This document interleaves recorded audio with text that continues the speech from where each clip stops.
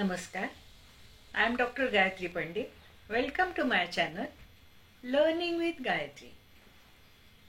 आपण आज इयत्ता चौथीच्या SSC बोर्डाच्या मराठीचा एक छान सारखा धडा बघणार आहोत. कुठला आहे तो? नाच रे मोरा, कविता नाच रे मोरा.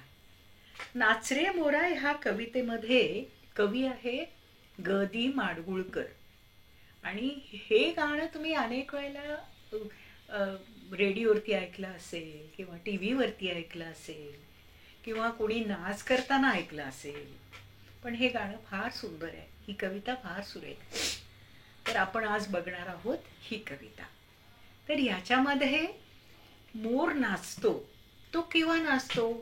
तर पाऊस पडायला लागला की त्याला खूप आनंद होतो आणि तो नाचतो. अशा अशा ह्या सिच्युएशनमध्ये, अशा ह्या परिस्थितीमध्ये, अशा ह्या छान वातावरणामध्ये ह्या मोराचं वर्णन कवी करतोय. हा जो मोर आहे तो ह्या अशा छान पावसाच्या वातावरणामध्ये नाच करतोय. तर आपण आता ही कविता बघूया. नाच रे मोरा आंब्याच्या बनात, नाच रे मोरा नाच. नाच रे मोरा आंब्याच्या बनात, आंब्याच्या वनात, नाच रे मोरा नाच. मोर कुठं नाचतोय? आंब्याच्या वनात. वन म्हणजे जिथं खूप आंब्याची झाडं आहेत, आमराई. त्याला आपण आमराई पण म्हणू शकतो. तर आंब्याचं वन जिथं आहे, खूप आंब्याची झाडं आहेत, अशा ठिकाणी हा मोर नाचतोय. इथं तुम्हाला प्रश्न विचारू शकतात बरं का, मोर कुठं नाचतोय? तर मोर आंब्याच्या वनात नाचतो. तर नाच रे मोरा आंब्याच्या वनात, नाच रे मोरा नाच. नाच रे मोरा नाच. इथे एक छान लय आलीये बघा. ढगांशी वारा झुंजला रे, काळा काळा कापूस पिंजला रे. आता तुझी पाळी वीज देते टाळी, फुलं पिसारा नाच. बघा कसं छान वातावरण आहे. ढगाची वारा झुंजला रे. झुंजला म्हणजे भांडतोय बरं का तो वारा, झुंजतोय. तर कसा? इकडून वारं येतंय, तिकडून ते ढग आहेत, तर त्या वारं ढगाला ढकलतायत. असा हा खेळ चाललाय, झुंजायचा खेळ चाललाय. काळा काळा कापूस पिंजला रे. इथं वर्णन कशाचं केलंय बघा बरं. आकाशामध्ये जे ढग जमतात ना, ते पावसाळ्यामधले ढग कसे असतात? असे थोडेसे ग्रेइश असतात. तर हे ग्रेइश जे ढग आहेत, हे काळे काळे ढग जे आहेत, त्याचं इथं वर्णन कवी करतोय. काळा काळा कापूस पिंजला रे. आता पिंजणं म्हणजे काय? जेव्हा कापूस एखाद्या उशीमध्ये भरला जातो, त्यावेळेला तो असा सुटा सुटा केला जातो आणि तो असा फुगवला जातो. त्याला पिंजणं असं म्हणतात. कापूस पिंजणे. कापूस काय करतात? असा सुटा सुटा करतात, त्याला एक असा छान आकार देतात आणि मग तो उशीमध्ये किंवा गादीमध्ये तो भरला जातो. तर काळा काळा कापूस पिंजला रे, आता तुझी पाळी वीज देते टाळी, फुलव पिसारा नाच. आता काळा काळा कापूस वरती पिंजलाय बरं का आकाशामध्ये. पण आता काय आहे? तुझी पाळी आहे. आता कशाची? टाळी. वीज देते टाळी. इथं काय आहे? वरती ढग आहेत आणि ढगामध्ये जी वीज चमकली आहे, ती वीज कवीला काय वाटतं? ती टाळी देतीये. तर ही टाळी, जोरात जो आवाज येतो ना, त्याला कवी टाळी म्हणतोय. आता तुझी पाळी वीज देते टाळी, फुलव पिसारा नाच. आता एवढी छान टाळी दिली आहे बरं का. आता नाच तू, असं ती वीज मोराला सांगतीये की आता तुझी पाळी आहे, आता तू नाचायचं, मी टाळी देते. मग तिने विजेनं टाळी दिली आहे आणि मोराला नाच म्हणून सांगते. नाच रे मोरा नाच. झर झर झार, झर झर धार झरली रे, झाडांची भिजली इरली रे. पावसात न्हाऊ काहीतरी गाऊ करून पुकारा नाच. झर झर धार झरली रे. कुठून धार कुठून झरतीये? झरतीये म्हणजे पडतीये. धार कशाची? पाण्याची. वरनं पाऊस पडतोय ना, तर त्या पावसाची जी धार आहे ना ती पडतीये खालती. आणि ती कुठं पडतीये? तर झाडावर. आणि झाडं कशी आहेत? अशी छत्रीसारखी आहेत. काय असतं, छोट्या गावामध्ये विशेष करून कोकणामध्ये एक इरलं नावाचा एक प्रकार असतो. आपण कसं छत्रीवरती धरतो ना, तर हा जो इरलं नावाचा जो प्रकार आहे ना, तो पाऊस लागू नये याच्यासाठी असतो. साधारणपणे ओव्हल आकाराचा हा प्रकार असतो. आणि तो ओव्हल असा जो ती जी छत्री असते, छत्रीसारखंच म्हणायला पाहिजे त्याला, ती एक टोपलीसारखी असते, ती विणलेली असते. आणि ती अशी डोक्यावर घेतात आणि पावसापासून आपलं संरक्षण करतात हे शेतकरी लोक. तर त्याला इरलं असं म्हणतात.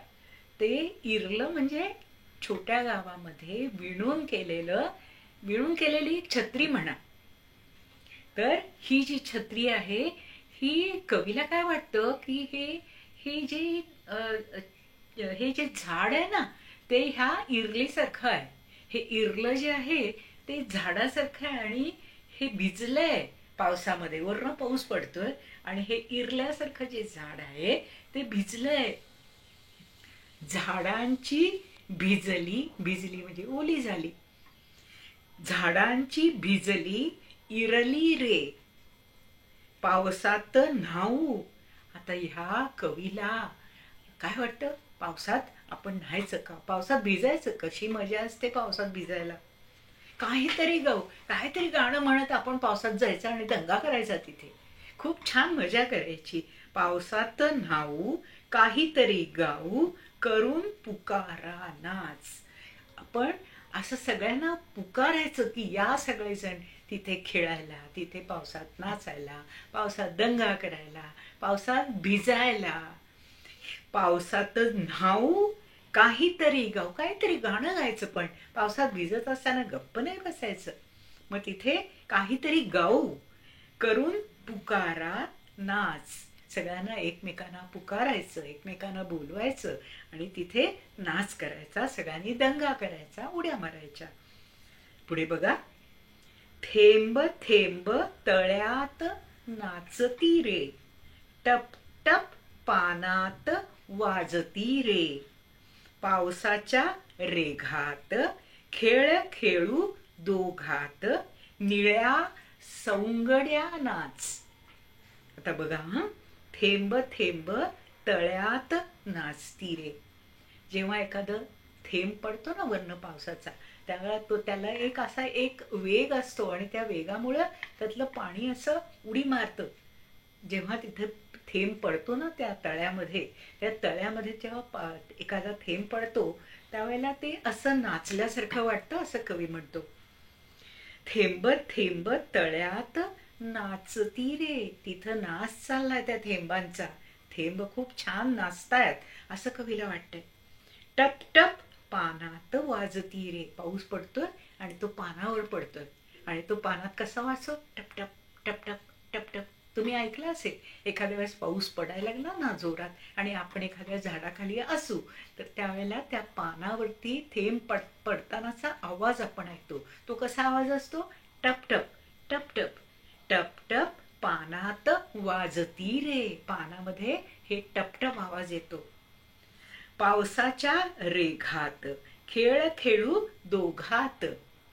पावसाच्या असा जेव्हा वरनं पाऊस पडतो ना, त्याची अशी रेघा तयार झाल्यासारखी वाटते, एक अशी लाईन तयार झाल्यासारखी वाटते आणि ही लाईन अशी येत येत खाली पडतो पाऊस, असं कवीला वाटतं. पावसाच्या रेघात, त्या रेघामध्ये खेळ खेळू दोघात. आपण दोघं खेळूया, मजा येईल आपण दोघं खेळायला. आता हे दुसरा कोण आहे? दुसरा मोर आहे.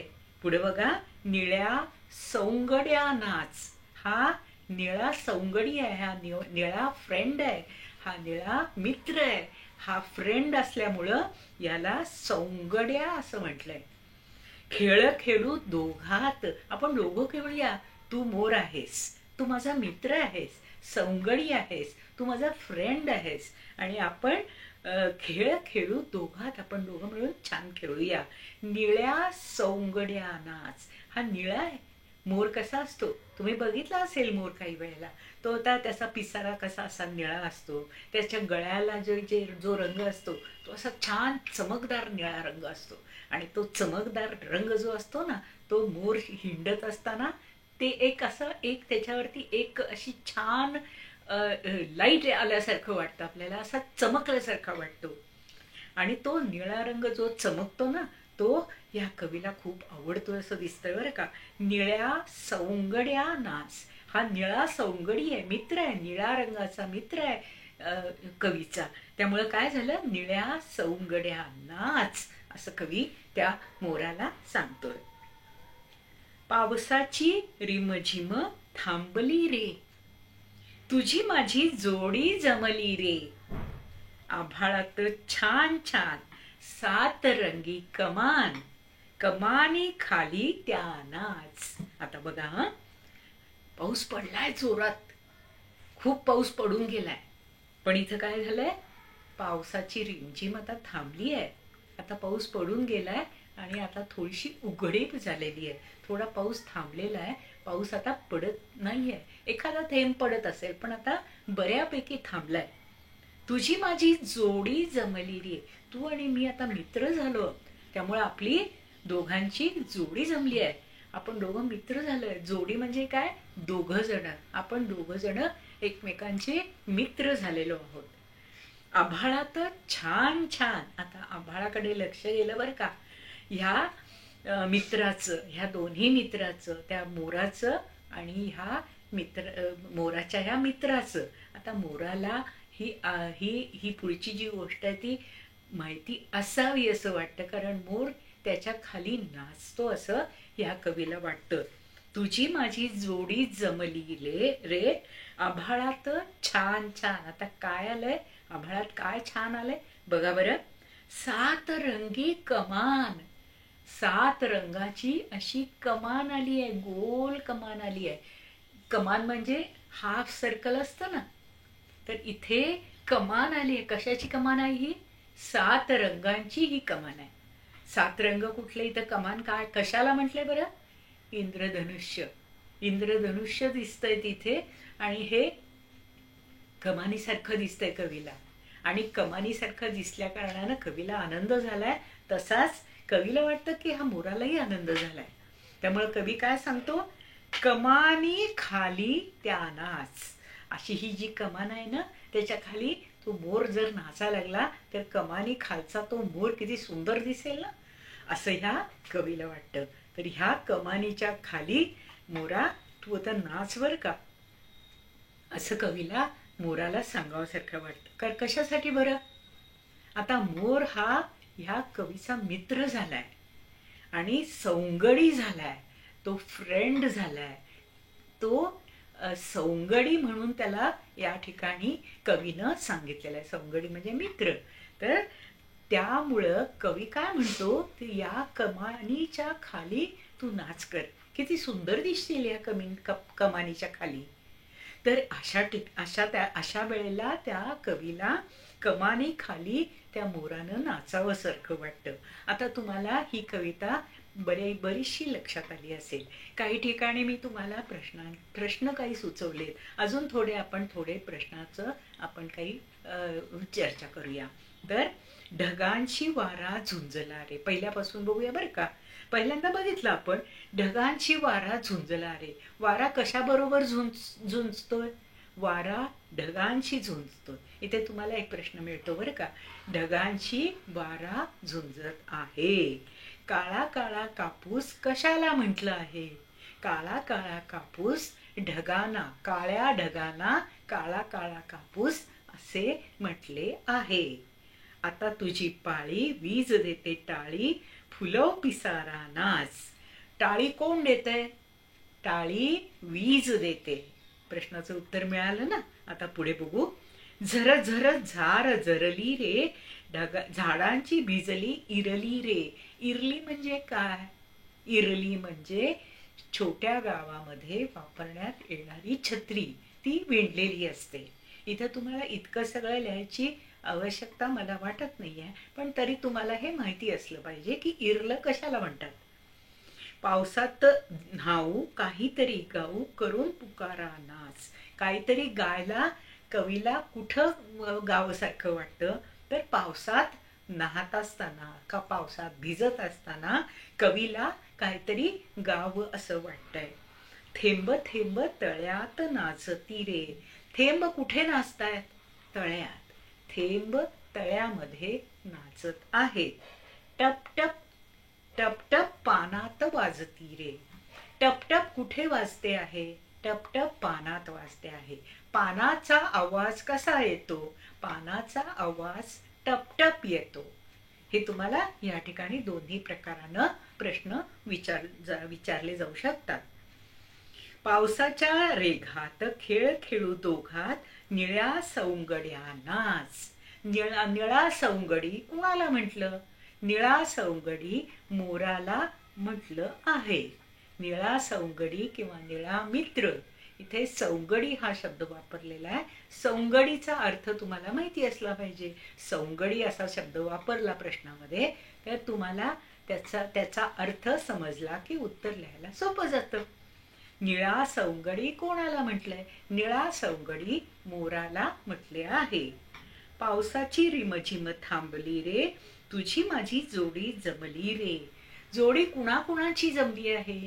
जोडी कवी आणि मोर यांची जोडी जमली आहे. किंवा तुम्ही असेही म्हणू शकता की जोडी मुलाची, जो कोणी हा गातोय ना मुलगा, तो मुलगा किंवा ती मुलगी कोणी असेल ते त्याची आणि मोराची जोडी जमलेली आहे.